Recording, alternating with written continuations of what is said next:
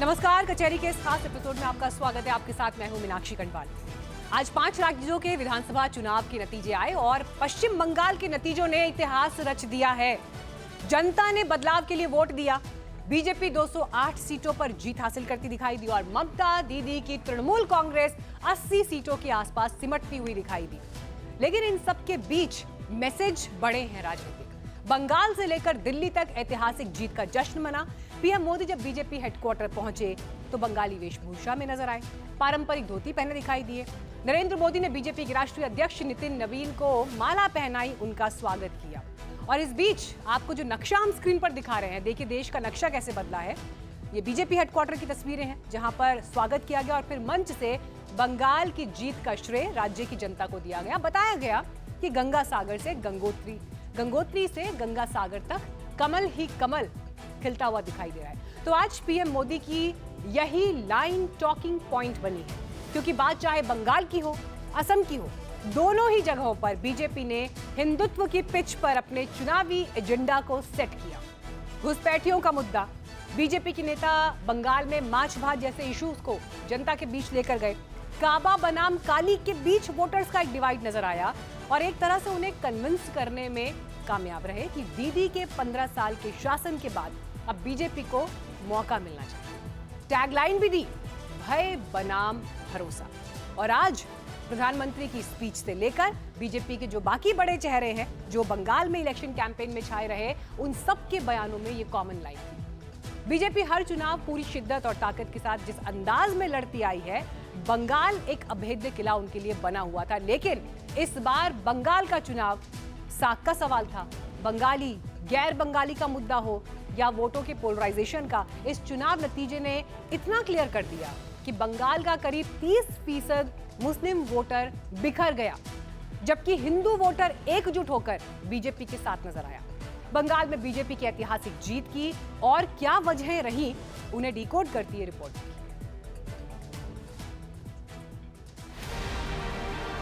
हम पूरे बंगाल से चुन चुन कर एक एक घुसपैठिए को बंगाल के बाहर निकाल देंगे। बंगाल की पहचान काबा से नहीं है, बंगाल की पहचान तो मां काली बाड़ी से है, मां काली बाड़ी से। गंगोत्री से लेकर गंगा सागर तक कमल ही कमल खिला हुआ है।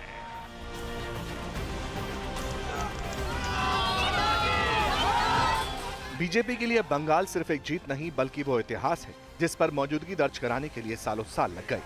हेडलाइन यही है कि पश्चिम बंगाल में पहली बार बीजेपी की सरकार बनेगी। उस बंगाल में बीजेपी का कमल मजबूती से खिला है जहां 3 दशकों तक वामपंथ का राज रहा और 15 साल तक ममता बनर्जी का दबदबा कायम रहा। इस बार जैसे ही चुनाव नतीजे आए, बंगाल ने बीजेपी को सिर माथे बैठा लिया। कांटे की टक्कर नहीं, लैंडस्लाइड विक्ट्री झोली में डाल दी। पिछले साल 14 नवंबर को जब बिहार चुनाव के नतीजे आए थे,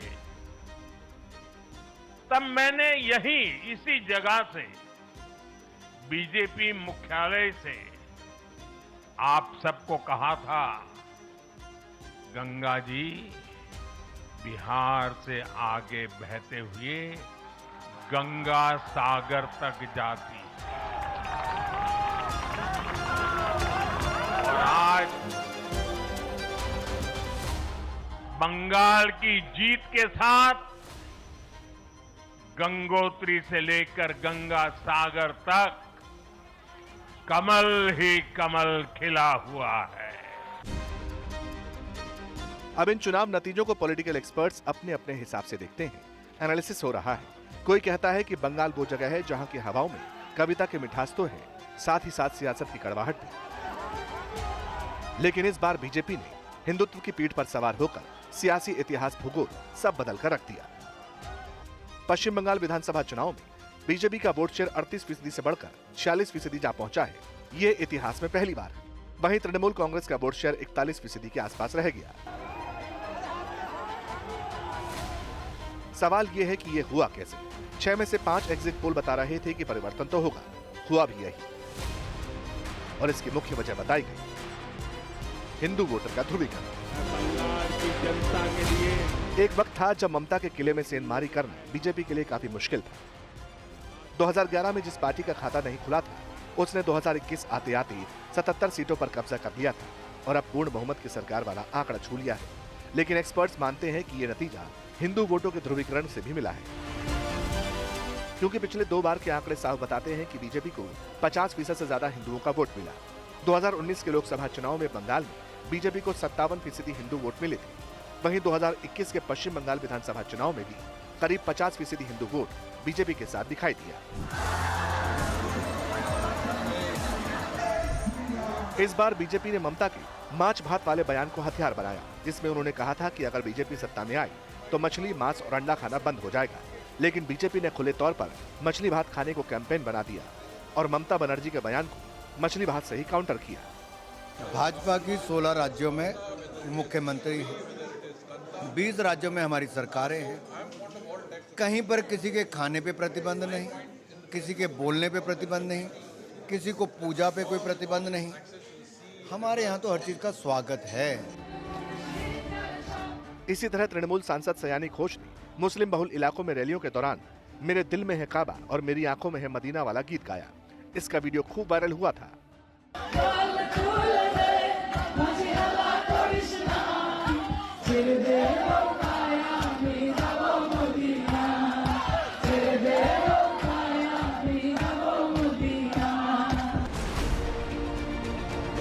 जवाब में होम मिनिस्टर अमित शाह और यूपी के सीएम योगी आदित्यनाथ जैसे बीजेपी के दिग्गज नेताओं ने इसे काली बनाम काबा की तरह पेश किया। नतीजा, हिंदू वोट पोलराइज होता चला गया। भाइयों बहनों, हमने तय किया है कि आप भाजपा सरकार बना दो। 5 तारीख को हम पूरे बंगाल से चुन चुन कर एक एक घुसपैठिए को बंगाल के बाहर निकाल देंगे। बंगाल के जो लोग टीएमसी के लोग बंगाली अस्मिता के साथ खिलवाड़ कर रहे हैं, उनको बताने की आवश्यकता है कि बंगाल की पहचान काबा से नहीं है। बंगाल की पहचान तो मां काली बाड़ी से है, मां काली बाड़ी से। यही वजह रही कि चुनाव नतीजों से पहले और अब भी शुभेंदु अधिकारी ये खुलकर बोलते नजर आए कि इस बार हिंदू वोटर हमारे साथ रहा, हमारी जीत का अहम फैक्टर था। ये जीत हिंदुत्व का जीत है, ये जीत बंगाल का जीत है, ये जीत नरेंद्र मोदी जी का जीत है।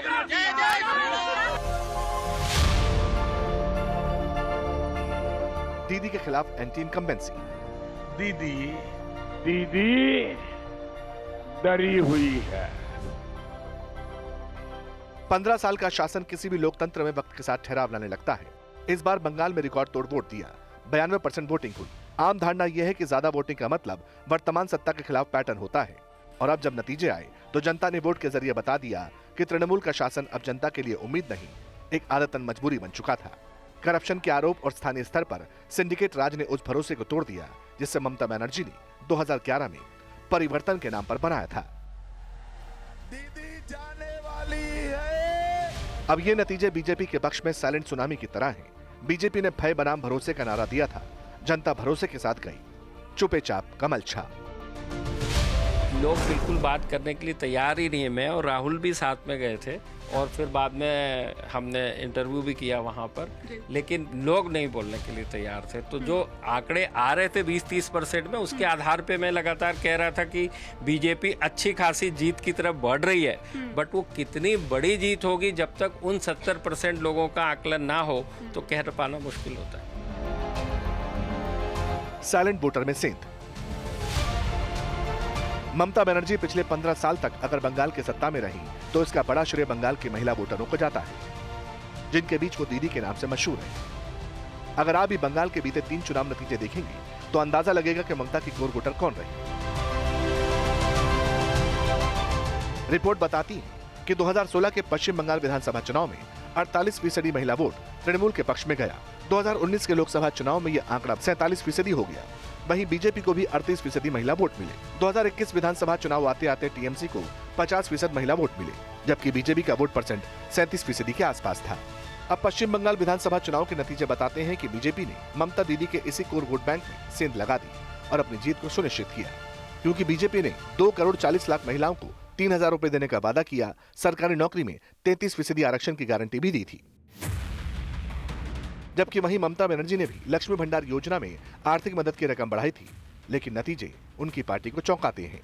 नोट करने वाली बात यह भी है कि नवंबर 2023 के बाद से 11 राज्यों में चुनाव से पहले महिलाओं को कैश देने की योजनाएं लागू की गईं या फिर इसका वादा किया गया, और इनमें से 10 राज्यों में ये स्कीम सत्ता दिलाने में कामयाब रही। बीजेपी ये फार्मूला कैश करने लगी। नारी शक्ति अब विकसित भारत के निर्माण में तेजी से आगे बढ़ रही है, लेकिन नारी शक्ति की इस रफ्तार को कांग्रेस और उसके सहयोगियों ने कुछ दिन पहले रोकने का काम किया है। इन नारी विरोधी दलों ने संसद में नारी शक्ति वंदन संशोधन को पास नहीं होने दिया, और इसलिए मैंने कुछ दिन पहले कहा भी था कि महिलाओं के आरक्षण का विरोध करने वाले ऐसे दलों को महिलाओं का आक्रोश झेलना पड़ेगा। एसआईआर से बीजेपी को बम्पर फायदा। चुनाव से पहले बंगाल में स्पेशल इंटेंसिव रिवीजन यानी एसआईआर हुआ, जिसमें करीब 91 लाख वोटर्स के नाम हटाए गए, और जब नतीजे आए तो बीजेपी विनर बनकर सामने आई। 2021 में 69 सीटों पर जीत का अंतर 10,000 से कम था। एसआईआर की न्यायिक प्रक्रिया के बाद करीब 45 सीटों पर मार्जिन से ज्यादा वोट कट गए। इनमें से 41 सीटों पर बीजेपी ने जीत हासिल की। दीदी नहीं, नीतियों पर हमले। पिछली बार बीजेपी नेताओं ने दीदी और दीदी जैसे नारे लगाए तो ममता बनर्जी को सहानुभूति मिली। इससे सबक लेकर बीजेपी ने इस बार ममता बनर्जी पर पर्सनल अटैक लगभग बंद कर दिए और ममता के भतीजे अभिषेक बनर्जी और सिंडिकेट राज को निशाना बनाया। संदेश खाली और आरजी कर रेप केस जैसी घटनाओं को सिस्टम की नाकामी बताया। एक्सपर्ट्स मानते हैं कि ये वजहें भी तृणमूल की हार और बीजेपी की महाजीत में अहम भूमिका निभाती रही।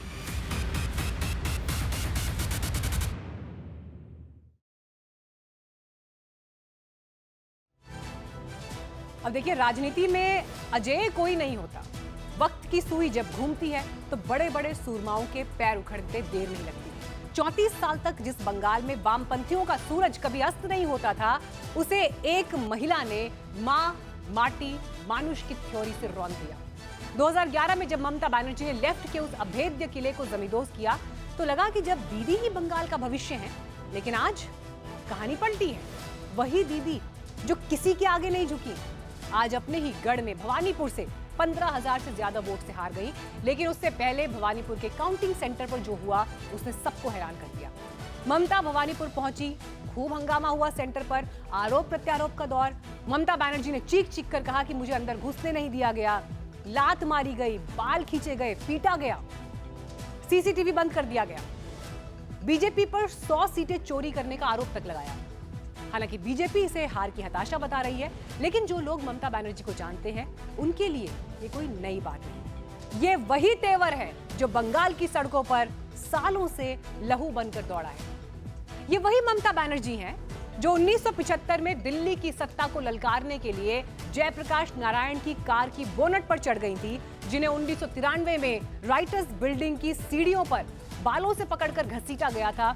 तब लहूलुहान ममता ने कहा था मैं वापस आऊंगी, और वो वापस आई भी। 18 साल लग गए, लेकिन जब आई तो वामपंथ को उखाड़ फेंका, नामो निशान मिटा दिया बंगाल से। जो ममता 2021 में प्लास्टर चढ़े पैर के साथ व्हील चेयर पर बैठकर चुनाव जीती थी, 2026 में उनका विजय रथ कैसे थमा, कैसे मुस्लिम मतों का विभाजन हुआ और क्यों दीदी के हाथ से उनका कोर वोटर छिटका। अब बंगाल की आयरन लेडी के हार के विश्लेषण को कचहरी में आपके लिए पेश करते हैं।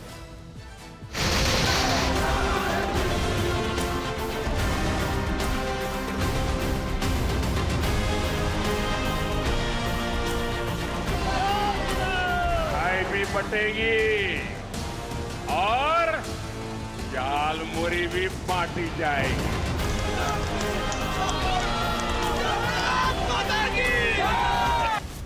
पश्चिम बंगाल में जिस दीदी ने अकेले दमखम पर 3 दशकों तक काबिज रहे वामपंथ के लाल किले को ध्वस्त किया था, जिन ममता बनर्जी को वाम दल अग्निपुत्री कहते हैं, माँ, माटी और मानुष की थ्योरी देने वाली ममता से उसी पश्चिम बंगाल का 15 साल बाद मोह भंग क्यों हुआ? मिठाई भी बटेगी और झालमुरी भी बांटी जाएगी। कमल खिलना तय है। 4 मई को बंगाल में भी बीजेपी की विजय का जश्न होगा। नतीजे आ रहे थे और काउंटिंग के साथ टीएमसी जीत से दूर जा रही थी, लेकिन आखिरी वोट की गिनती तक दीदी ने हार नहीं मानी। मेरे को पिटाया, मेरे को लात मारा, सीसीटीवी फुटेज ऑफ कर दिया, हमारा एक एजेंट को घुसने नहीं दिया, हमको भी, हम 5 मिनट के लिए घुसा था, मैंने रिक्वेस्ट किया था कि हमारा एजेंट को घुसने दीजिए। अमूमन जब किसी सूबे का सीएम अपनी ही सीट पर हारता दिखता है तो वो इस्तीफा टाइप कर घर बैठ जाता है, लेकिन ममता बनर्जी अलग मिट्टी की बनी। जब भवानीपुर में हार की दीवार दिखने लगी, वो घर नहीं बैठी बल्कि काउंटिंग सेंटर पहुंच गई। वो आखिरी पल तक, आखिरी वोट तक लड़ती रही। पर सवाल ये, आखिर ये नौबत आई कैसे?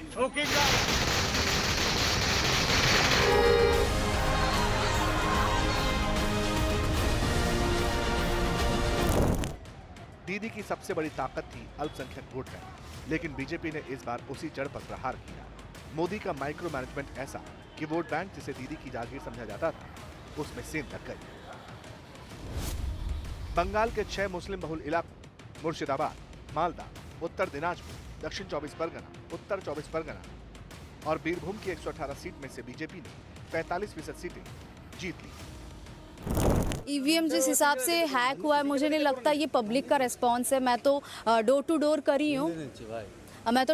करी हूँ, जो जैसे बागदा लोगों का जैसा रिस्पांस मुझे मिला था, उसका जवाब ये नहीं है। इसका हिसाब सही से होगा। मुस्लिम बूथ में लॉस है, ऐसे कैसे हो सकता है? इसका जवाब बहुत गलत चीज़ हुआ है। मुझे लग रहा है ये ईवीएम हैक हुआ है। लिटरली हम ये चीज़ पर रिलाई नहीं करते हैं, तो इसका हम बाद में जाके स्टेप लेने वाले हैं। जिस वे में बीजेपी हर एक पॉइंट पे, मतलब जहाँ पे मुस्लिम वोट बूथ है, वहाँ पे हम लॉस जा रहे हैं, टीएमसी लॉस जा रहा है। ये कभी पॉसिबल नहीं होता हिस्ट्री में, तो इस बार हो रहा है। और इस कहानी का सबसे बड़ा विलन या कहीं बीजेपी का हीरो बने हुमायूं कबीर। हुमायूं कबीर का फैक्टर दीदी की हार की बड़ी वजह बना। उन्होंने न सिर्फ मुस्लिम वोटों को बांटा, बल्कि बीजेपी को एक और बाबरी जैसा सॉलिड मुद्दा दे दिया। हुमायूं खुद उठ नहीं पाए, लेकिन जश्न दीदी के हार का मनाया। जो हुआ अच्छा हुआ, ये होना ही था। ममता बनर्जी को जो 3 बार मुख्यमंत्री बन के उनको भतीजा को इतना पावर छोड़ दिया, लोगों को इतना धोखाधड़ी किया, लोगों को साथ इतना पैसा लूटा। बंगाल का मानुष को बधाई दूंगा जो टीएमसी को लूटने वाला को अच्छा जवाब दे दिया। मुस्लिम मतों में बिखराव और हुमायूं फैक्टर को अगर मुस्लिम बहुल सीटों की नजर से टैली करें तो दीदी की हार का फैक्टर समझ आता है। पश्चिम बंगाल के 6 जिलों में मुस्लिम वोटर 22 से 65% तक है। औसतन 4 जिलों की मुस्लिम आबादी 44% से ऊपर है। इन मुस्लिम बहुल 118 सीटों में से 2021 में टीएमसी के खाते में 103 सीटें गई थी, जबकि बीजेपी 14 सीट पर सिमट गई थी। अब की बार इन 118 सीटों में से टीएमसी के हाथ 58 सीटें आई, यानी 2021 के मुकाबले सीधे 45 सीट का नुकसान। 2021 में महज 14 सीट पाने वाली बीजेपी को अब की बार यहाँ 53 सीट मिली, यानी सीधे 44 सीट का इजाफा।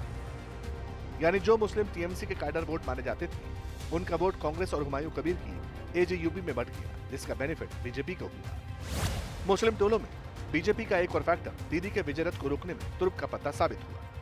बीजेपी ने मुस्लिम महिलाओं और ट्रिपल तलाक जैसे मुद्दों को बंगाल में जोर शोर से प्रमोट किया। इसके जरिए साइलेंट वोट बैंक को अपनी ओर खींच लिया, जिसने दीदी के पैरों तले जमीन खिसका दी। जो दीदी सूत की साधारण साड़ी, पैरों में चप्पल पहनकर 15 साल तक बंगाल की गलियां नापती रही, बंगाल के वोटरों के मुद्दों को घर घर जाकर सुना, दीदी की सत्ता के उस दुर्ग को हिलाने के लिए बीजेपी ने जमकर पसीना बहाया। ये जीत महज इत्तेफाक नहीं थी, इसके पीछे था अमित शाह का वो संगठन जो पन्ना प्रमुख तक फैला हुआ है। हमने अपील की है कि आप परिवर्तन करिए। बंगाल के मतदाताओं को अपील की है। परिवर्तन का मतलब एमएलए बदलना नहीं है। परिवर्तन का मतलब सरकार चलाने वाली पार्टी बदलना नहीं है। परिवर्तन का मतलब मुख्यमंत्री बनाना नहीं। परिवर्तन का मतलब है घुसपैठ मुक्त बंगाल बनाना, घुसपैठ न हो ऐसी सीमाएं बनाना।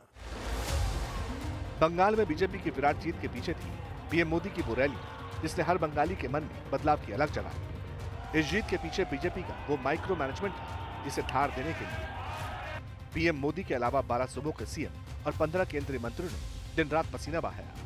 15 दिन तक खुद अमित शाह ने बंगाल चुनाव की कमान संभाली। 6 महीने पहले बंगाल के दौरे शुरू किए। रात 3-3 बजे तक मैराथन मीटिंगें की। टीम के साथ 80,000 पोलिंग स्टेशनों का डेटा एनालिसिस किया। 3 कैटेगरी तक बनाई गई, मजबूत, मध्यम और कमजोर। ये ऐसे बूथ थे जहां 2021 में हार जीत का अंतर बहुत कम था।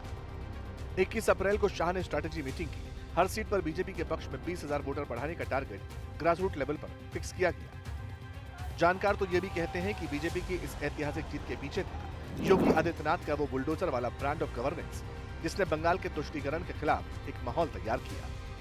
मैं बंगाल के अंदर देखता हूं ममता दीदी को जय श्री राम से बड़ी नफरत है। वो दुर्गा पूजा नहीं होने देती है, दुर्गा पूजा विसर्जन के जुलूस को रोकती है। विकास के नाम पर बंगाल के अंदर लूट मची हुई है। राजनीति में सिर्फ वोट नहीं मांगे जाते, दिल भी जीते जाते हैं और इसके लिए बीजेपी ने खूब मेहनत की। बंगाल विजय के लिए पीएम मोदी ने 19 रैलियां की, अमित शाह ने 30 से ज्यादा, राजनाथ सिंह ने 6, योगी ने 11 और बीजेपी अध्यक्ष नितिन नवीन ने 10 रैलियां की। हेमंता ने 8, स्मृति ईरानी ने 13 रैलियों को संबोधित किया। छालमुड़ी के बीच जब माछ भात मुद्दा बना तो अनुराग ठाकुर जैसे दिग्गजों को नया नैरेटिव सेट करने का टारगेट दिया गया। মাছ খাবে না, মাংস খাবে না, ডিম খাবে না, তো কি খেয়ে থাকবে? মাথা খেয়ে থাকবে? যে যার মতো খাবে। কেউ রুটি মাখানা ভালোবাসে, সে খাবে। প্রত্যেকটা ধর্মের মানুষের তার নিজস্ব অধিকার আছে কে কি খাবে। बंगाल जैसे राज्य में जहां धर्म और संस्कृति राजनीति की धमनियों में बहते हैं, वहां पीएम मोदी ने एक बड़ी लकीर खींची। रैलियों के बीच उन पवित्र जगहों को चुना गया जो पश्चिम बंगाल की आत्मा है। बेलूर मठ से लेकर काली मंदिर तक मोदी शीश नवाने पहुंचे। बीजेपी ने यूपी वाला मॉडल बंगाल में उतारा। पश्चिम बंगाल में भी पन्ना प्रमुख वाला सिस्टम लागू किया। इसके तहत एक कार्यकर्ता को 30 से 60 वोटर्स की जिम्मेदारी दी गई। इन पन्ना प्रमुखों को पश्चिम बंगाल के 80,000 बूथों पर तैनात किया गया। इनका काम सिर्फ प्रचार नहीं, बल्कि पोलिंग के दिन एक एक वोटर को घर से निकालकर पोलिंग बूथ तक लाना था। पूरे पश्चिम बंगाल को 5 जोन में बांटकर हर जोन में 2 से 3 सीनियर लीडर तैनात किए गए। हर जिले में जीत की जिम्मेदारी 3-3 बड़े नेताओं को दी गई। पश्चिम बंगाल में तृणमूल की हार ममता बनर्जी के करियर का अंत है या फिर एक नई शुरुआत, क्योंकि इतिहास गवाह है दीदी जब जब कोने में धकेली गई वो और ज्यादा खतरनाक होकर उभरी। लेकिन इस बार चुनौती उनके अपनों से, उस जनता से है जिसने कभी उन्हें सलाखों पर बिठाया था। हालांकि मोदी के माइक्रो मैनेजमेंट और अमित शाह की व्यूह रचना ने फिलहाल तो दीदी के किले को ध्वस्त कर दिया है। और देखिए, चुनाव नतीजों के बाद कांग्रेस की अहम प्रतिक्रिया आई है। राहुल गांधी की ये पहली प्रतिक्रिया है और उन्होंने ये कहा ईसी और बीजेपी ने मिलकर चुनाव चुराया है। ममता बनर्जी के साथ बंगाल में धांधली हुई। एमपी और हरियाणा जैसा खेल फिर दोहराया गया। संस्थाओं पर कब्जा, लोकतंत्र के लिए खतरा, चुनाव चोरी, संस्था चोरी जैसी शब्दावली का उन्होंने अपने इस एक्स पोस्ट में जिक्र किया है। अब और चारा ही क्या बचा है। राहुल गांधी का ये पोस्ट भी इस वक्त आपको हम दिखा रहे हैं। हालांकि विपक्ष के बाकी नेता चाहे अखिलेश यादव हो, तेजस्वी यादव हो, इसी मिजाज के साथ उन्होंने भी सोशल मीडिया पर पोस्ट लिखे हैं। तो चुनाव आयोग को बीजेपी के इशारे पर काम करने का आरोप कैंपेन के दौरान भी ऑपोजिशन की तरफ से लगाया गया और एक बार फिर राहुल गांधी ने इन आरोपों को यहां पर औपचारिक रूप से अपने सोशल मीडिया पोस्ट में, जो कि उनका पहला रिएक्शन है चुनाव नतीजों के बाद, उसमें जाहिर किया है।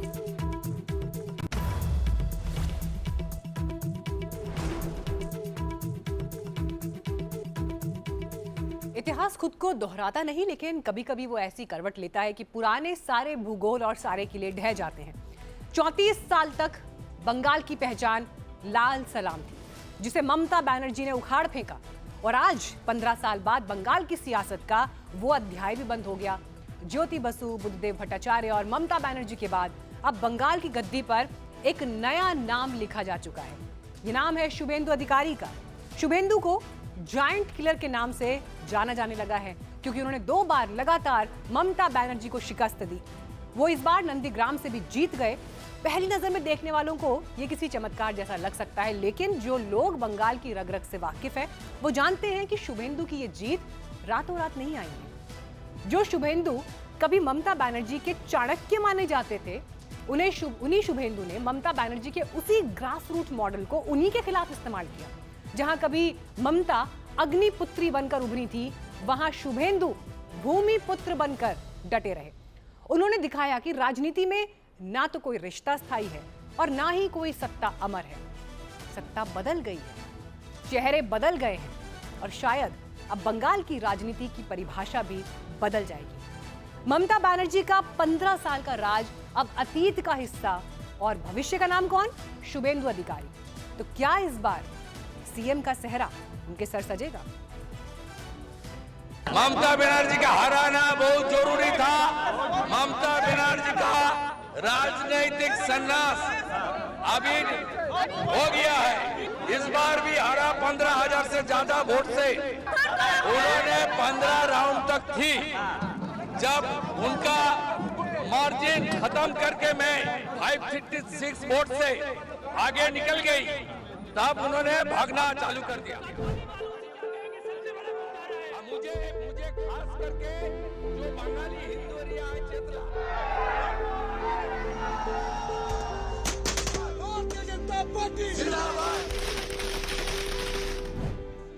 बंगाल को उसका नया मुखिया मिल गया है। शुभेंदु अधिकारी पश्चिम बंगाल के नए मुख्यमंत्री बनने जा रहे हैं। खास बात यह है कि वो ऐसा चुनाव जीतकर यहां तक पहुंचे हैं जिसमें बंगाल की जनता ने रिकॉर्ड तोड़ मतदान किया है।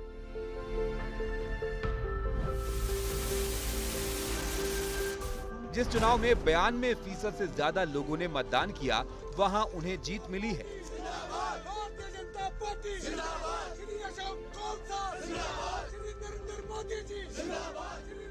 निश्चय ही शुभेंदु अधिकारी और बीजेपी के लिए ये ऐतिहासिक घड़ी है, लेकिन शुभेंदु ने इस घड़ी तक आने के लिए लंबा संघर्ष किया है। इस बार उन्होंने लगातार यकीन जताया कि वो जीतने जा रहे हैं। हिंदू जाग चुका है, हिंदू जाग चुका है, ममता को सफाई कर रहा है ईवीएम।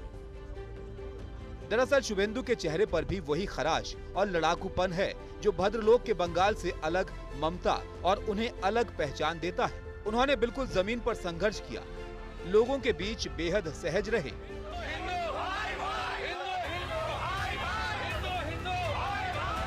भाई हमें अपना झालमुड़ी खिलाओ।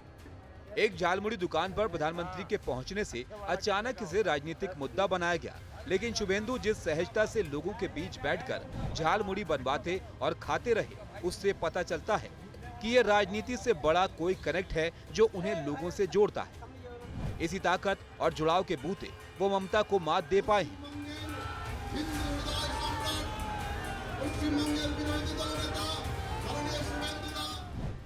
शुभेंदु का राजनीतिक सफर बहुत लंबा रहा है। एक दौर था जब वो ममता की छाया की तरह चलते रहे, राजनीति की एक ही राह के राहगीर। अरसे तक वो ममता के सबसे भरोसेमंद कमांडर रहे। स्ट्रीट फाइटर ममता से ही शुभेंदु ने सड़कों पर लड़ने के गुर सीखे। जमीन पर उनकी पकड़ और लोगों से उनके करीबी संपर्क को लेकर किसी को संदेह नहीं रहा। इसी ताकत के भरोसे शुभेंदु ने एक के बाद एक चुनाव जीते। उन्होंने बहुत नीचे से शुरुआत की।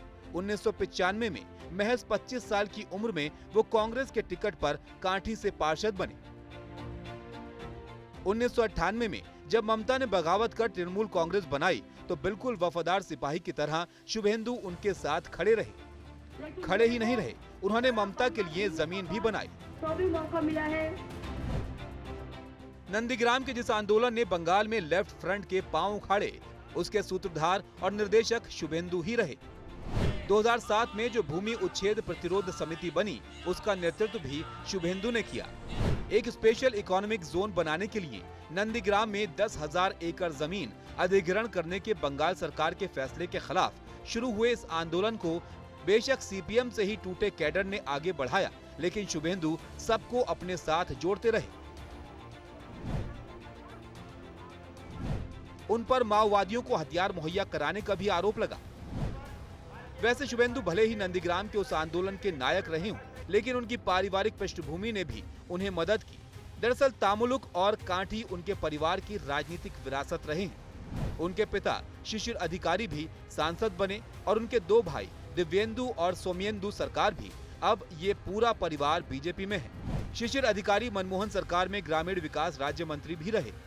तब नंदीग्राम में टीएमसी नेता रहते हुए शिशिर अधिकारी भी कहा करते थे कि लेफ्ट का दिमाग खराब हो गया है। हमारे সূর্যকান্ত মিশ্র তিনি ইতিমধ্যে নারায়ণগড়ে হেরে গেছেন। শক্তি টুইট করছে ঢাকার নেশা এখনো কাটেনি। 2009 में शुभेंदु तामुलुक लोकसभा सीट से सांसद बने। उन्होंने सीपीएम के कद्दावर नेता लक्ष्मण सेठ को करीब 2.25 लाख वोट से हराया। 2014 में भी उन्होंने ये सीट बनाए रखी, लेकिन 2016 में वो ममता सरकार में शामिल हुए परिवहन मंत्री बनाए गए। इसके पहले उन्होंने नंदीग्राम से विधायक का चुनाव शान से जीता, लेकिन अगले 4 साल में ममता और शुभेंदु के समीकरण बदल गए। क्या इसकी वजह ममता बनर्जी के भतीजे अभिषेक बनर्जी थे, जो पार्टी में किसी धूमकेतु की तरह बढ़े। 2011 में अभिषेक बनर्जी तृणमूल कांग्रेस में शामिल हुए, तब शुभेंदु बकायदा सांसद थे।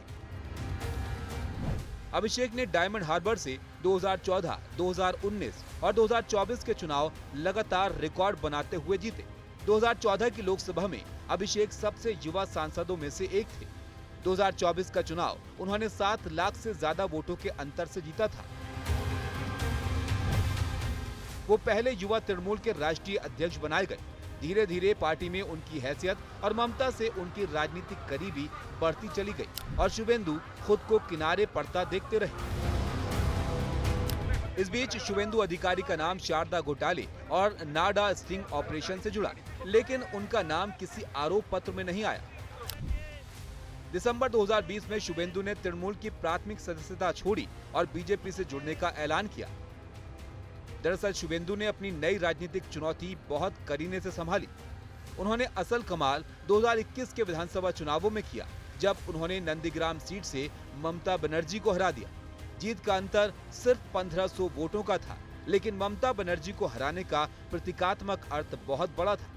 हालांकि राज्य में बहुमत टीएमसी को मिला और ममता ने भवानीपुर सीट जीतकर विधानसभा में अपनी सीट सुरक्षित कर ली। शुभेंदु को इसका इनाम भी मिला और वो राज्य में नेता विपक्ष बनाए गए।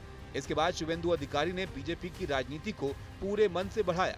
उनके मुद्दे बदल गए। घुसपैठियों के सवाल को उन्होंने बहुत तीखेपन से उठाया। सीएए को लेकर अपना रुख बदला। बीते 4 साल से वो हर मोर्चे पर पश्चिम बंगाल सरकार और ममता बनर्जी का मुकाबला करते रहे। फिर आया 2026, फिर दोनों आमने सामने आए। इस बार भवानीपुर में मुठभेड़ थी। ये भी शुभेंदु का साहस था कि उन्होंने ममता को बिल्कुल ममता के घर में चुनौती दी। ममता बनर्जी फर्जी आधार कार्ड, फर्जी एपिक कार्ड बना रहा है और पूरा वोटर लिस्ट में कम से कम 1 करोड़ के आसपास रोहिंग्या मुसलमान है। ज्योति बसु और ममता बनर्जी के बाद कोलकाता में ये एक नए दौर की शुरुआत है। भगवा बंगाल की, जिसकी कमान शुभेंदु अधिकारी के हाथ है। Bureau report NDTV India.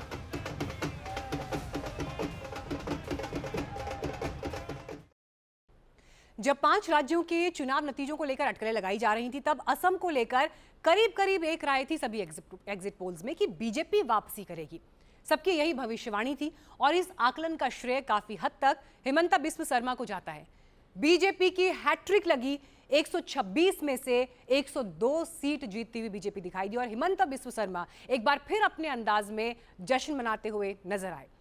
लेकिन बात इससे आगे की है, क्योंकि बीते चुनाव में बीजेपी का नंबर 60 था, लेकिन इस बार अपने बूते अपने दम पर बहुमत आपके पास है। लेकिन इसके अलावा किस तरह से ये राजनीतिक मैसेज आगे पढ़े जाएंगे, आप नॉर्थ ईस्ट के लिहाज से देखिए। हिमंता को असम से आगे के चेहरे के तौर पर नॉर्थ ईस्ट में अब देखा जाएगा। इस समय बीजेपी के मोस्ट वैल्यूएबल प्लेयर वो बनते हुए दिखाई दे रहे हैं नॉर्थ ईस्ट रीजन के हिसाब से। अब सवाल यह है कि क्या हिमंता बिस्व शर्मा का नाम बीजेपी के टॉप परफॉर्मिंग सीएम्स की लिस्ट में भी शामिल हो चुका है, और ऐसा इसलिए क्योंकि राजनीतिक हलकों में हिमंता बिस्वा शर्मा की तुलना अब उत्तर प्रदेश के मुख्यमंत्री योगी आदित्यनाथ से भी होगी, देवेंद्र फडणवीस से भी होगी। योगी जहां कड़क प्रशासन और हिंदुत्व का चेहरा है, वहीं देवेंद्र फडणवीस सबको साथ लेकर चलने की मैच्योर अप्रोच वाले दिखाई देते हैं और हिमंता बिस्वा शर्मा कठोर हिंदुत्व और कुशल चुनावी इंजीनियरिंग का एक नया हाइब्रिड मॉडल तैयार करके असम में दे चुके हैं।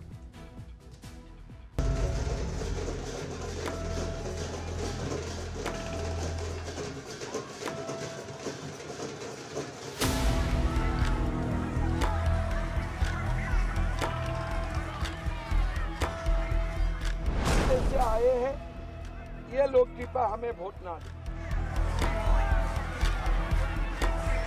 तुम्हारा बाप का जगह है क्या? यही तृणमूल का गुंडा 4 तारीख ही पताल चला जाएगा।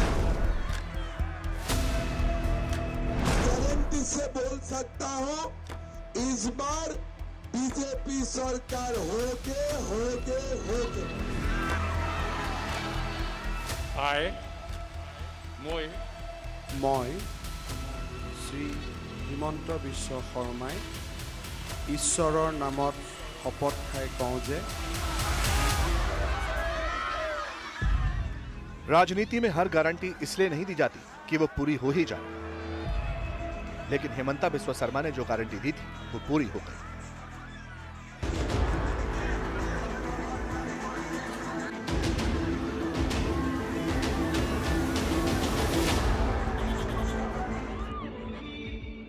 असम से लेकर बंगाल तक पूरे चुनाव में हिमंता ने इस अंदाज में प्रचार किया। उन्होंने साबित कर दिया कि तृणमूल हो या फिर कांग्रेस, सियासी शत्रुओं पर हमले का जो हुनर हिमंता में है वो बीजेपी के विरले नेताओं में ही दिखता है।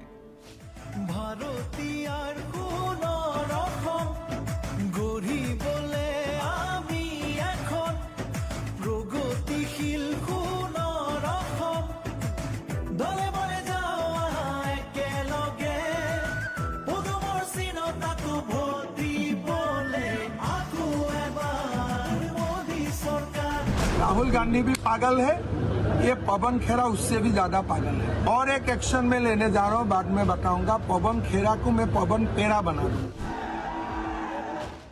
2002 में असम की कांग्रेस सरकार में पहली बार मंत्री बनने वाले हिमंता बिस्वा शर्मा राष्ट्रीय राजनीति में तब खासे चर्चित हुए जब उन्होंने राहुल गांधी से मतभेदों के बाद 2015 में कांग्रेस छोड़ दी थी।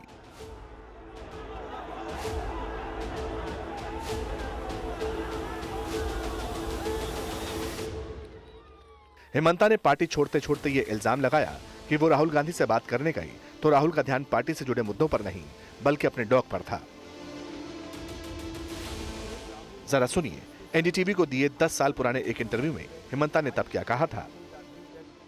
Rahul Gandhi 6 to 7 times. After a Lok Sabha debacle, I told Rahul Gandhi that Assam can be a turning point for you. We sit down with his for some serious discussion. I always found him playing with his dog instead of giving attention to the people surrounding him. So I told all the senior Congress leaders that with Rahul Gandhi help in the Helvin affair, and either he has to change or Congress has to change him.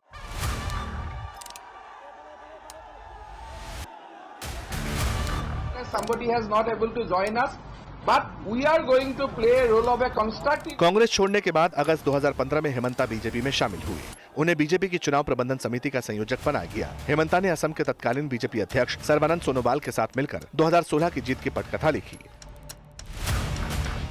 Assam में पहली बार BJP की सरकार बनी और तब हिमंता को north east democratic alliance का संयोजक बनाया गया। साल 2021 में जब बीजेपी दोबारा सत्ता में आई तब हिमंता असम की बीजेपी सरकार में मुख्यमंत्री बनाए गए।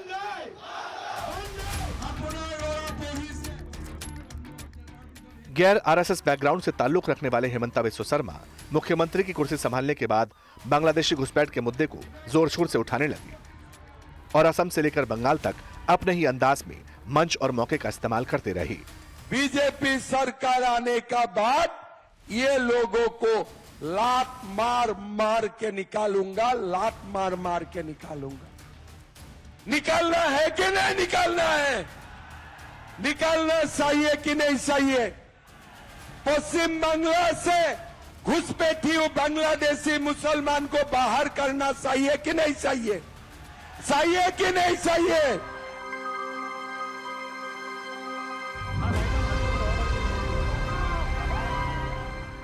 मुसलमानों के सवाल पर हेमंता के विरोधी उन्हें अक्सर घेरते हैं, लेकिन हेमंता ने चुनाव से पहले एनडीटीवी के मंच पर साफ कर दिया था कि उनका विरोध बांग्लादेशी मुसलमान घुसपैठियों से है, न कि मुसलमानों से।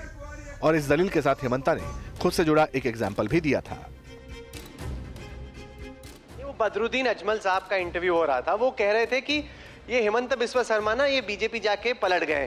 पहले तो आते थे, इफ्तारी करते थे, टोपी पहनते थे, हम लोगों के साथ बैठते थे। नहीं, अभी भी मुसलमान का ईद में जाना, टोपी पहना कोई गलत नहीं है। पर आप नहीं कर रहे आजकल टोपी पहन? मैं अभी भी आई थिंक मेरा जो गाड़ी का ड्राइवर है आज 30 साल से एक मुसलमान बेटा ही है। फॉर लास्ट 30 years मेरा गाड़ी का ड्राइवर एक मुसलमान बेटा ही है। सो ये मेरा कार्यालय में आपको लगेगा 30% पीपल आर मुस्लिम। तो असम का जो जंग है मुसलमान का खिलाफ नहीं है, आगे एक वर्ड लगा दीजिए बांग्लादेशी मुसलमान का खिलाफ।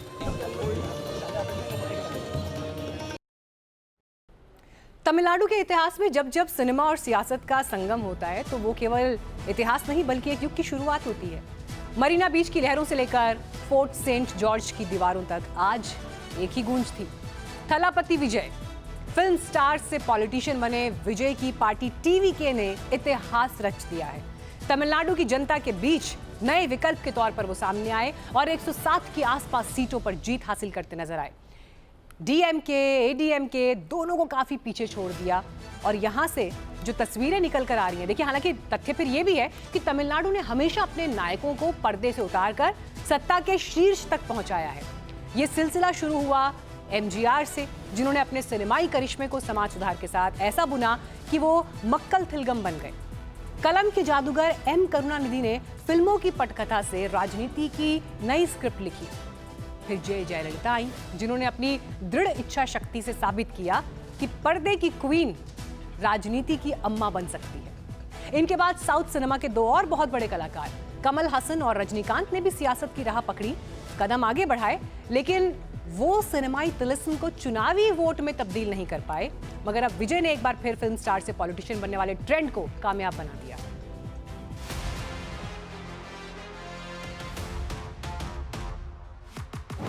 I am coming.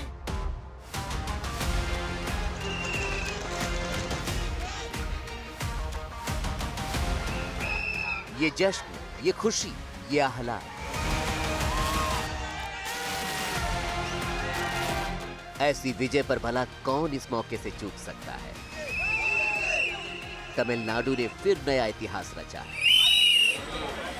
तमिलनाडु की सिनेमा घरों का रियल लाइफ थलापति यानी कमांडर, जिसकी एंट्री से सिनेमा हॉल तालियों और सीटियों से गूंज उठता है।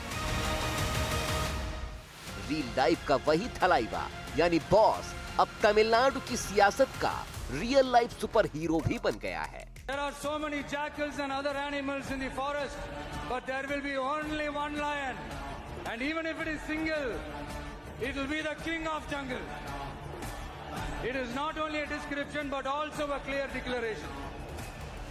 पहले ही की तरह ब्लॉकबस्टर छप्पर फाड़ सफलता, लेकिन इस बार सिनेमा घरों में नहीं, जनता के दिलों में बम्पर कलेक्शन हुई है।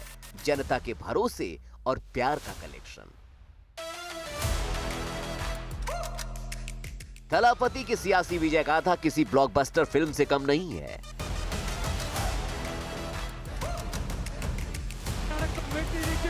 विजय ने तमिलनाडु की राजनीति में बिल्कुल उसी सपने की तरह सफलता की छलांग लगाई है, जैसा चमत्कार अपनी फिल्मों में वो करते नजर आए हैं। विजय का राजनीति में आना और चुनाव नतीजे ये साबित करती है कि तमिलनाडु में बदलाव की लहर है। विजय ने जिस तरह से शून्य से शुरुआत कर इस मुकाम को हासिल किया है, वो पूरे भारत के लिए एक मिसाल बनेंगे।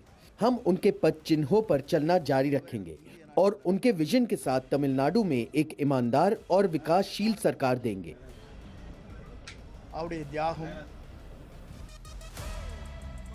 आज की तारीख में वो तमिलनाडु के ग्रेटेस्ट ऑफ ऑल टाइम किरदार में शामिल हो गए हैं।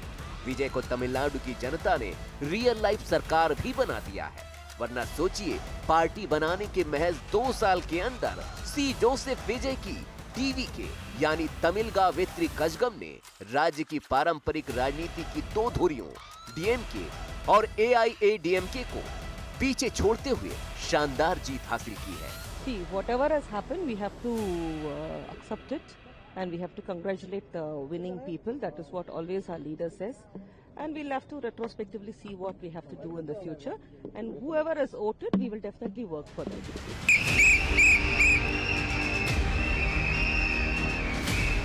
विजय का ये सफर दिखाता है कि हौसला बुलंद हो, जनता से कनेक्ट हो, कुछ कर गुजरने का मादा हो, लक्ष्य हो, समर्पण हो, तो जनता का मास्टर उनका बॉस बनने का सपना भी सच हो सकता है।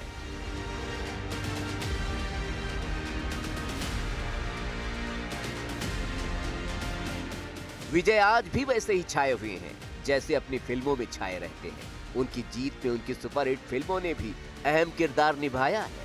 वो फिल्में जिन्होंने विजय को आम जनता के बीच मसीहा, जननायक और ईश्वर तुल्य बना दिया। फिर चाहे फिल्म कत्थी में कॉरपोरेट और किसानों की लड़ाई हो, फिल्म मरसल में स्वास्थ्य व्यवस्था पर सवाल हो, या फिर सरकार में आम नागरिक के वोट के अधिकार की बात, हर फिल्म में विजय की जननायक वाली छवि ने उन्हें जनता के दिलों में बहुत पहले से ही लीडर बना रखा है। हालांकि सियासी दांवपेच और खेल आसान नहीं है। जब विजय ने राजनीति में कदम रखा था तो आलोचकों ने इसे महज एक सेलिब्रिटी का शौक समझा, लेकिन विजय ने अपने बयानों से सभी को चौंका दिया। उनके शब्दों ने हर तमिल परिवार के दिल को छू लिया। उन्होंने साफ कर दिया कि राजनीति उनके लिए कोई पेशा या व्यवसाय नहीं है, वो जनता की निस्वार्थ सेवा है। राजनीति उनका शौक नहीं बल्कि उनका लक्ष्य है। विजय ने सिर्फ बातों का तड़का नहीं लगाया, बल्कि जनता की सेवा की प्रतिबद्धता के लिए ऐसी कसम उठा ली जिसने सियासत में उनकी गंभीरता पर गहरी मुहर लगाई, जो सीधे जनता के दिलों में उतर गई। उन्होंने साफ कर दिया कि चुनाव जीतने के बाद वो फिल्मों में काम नहीं करेंगे, बल्कि अपना पूरा समय जनता की सेवा में समर्पित करेंगे। जनता को उनका ये समर्पण, उनकी सादगी इतनी भाई कि उन्होंने विजय को अपनी सिर आंखों पर बिठा लिया है। Congratulate Mr. Vijay and the TVK for a spectacular electoral debut. The people have voted for them. The people have voted for change in Tamil Nadu, and the mandate is with them now to cobble up a working majority and to give a good government to the people of Tamil Nadu. I'm sure they have a lot of expectations of him. लेकिन सिर्फ बातों से सियासी मैदान जीते नहीं जाते। विजय की जीत में उनके व्यवहारिक और कल्याणकारी चुनावी वादों ने अहम किरदार निभाया। महिला सशक्तिकरण, महिलाओं को हर महीने 2500 रुपए की सहायता का वादा, युवा और शिक्षा में स्नातकों को 4000 रुपए मासिक सहायता और प्रतियोगी परीक्षाओं में पारदर्शिता का संकल्प, सामाजिक न्याय, पेरियार और कामराज की विचारधारा को आगे बढ़ाते हुए हाशिए के वर्गों के लिए विशेष नीतियां बनाने का भी उन्होंने ऐलान किया। बेरोजगारों और किसानों के लिए उन्होंने विशेष ऐलान किया। किसानों की कर्ज माफी और बेरोजगारों के लिए भत्ता देने का ऐलान किया। भ्रष्टाचार के खिलाफ भी उन्होंने अलग जगाई। आम जनता के लिए सियासत का वादा किया। भ्रष्टाचार पर कड़े प्रहार का भी वादा किया।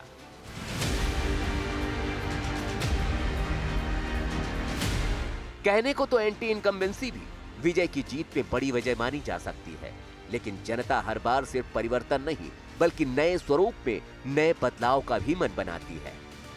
शायद तमिलनाडु को विजय के रूप में उसी बदलाव की उम्मीद नजर आई होगी। खास बात यह है कि विजय की इस ऐतिहासिक सफलता की चर्चा अब केवल दक्षिण भारत तक सीमित नहीं रह गई है, बल्कि समूचा हिंदुस्तान विजय के बारे में बात कर रहा है। अब देखना होगा फिल्मों का थलापति, फिल्मों का मास्टर सियासत की रियल लाइफ पिच पर कितना असरदार होगा। Bureau report, NDTV India.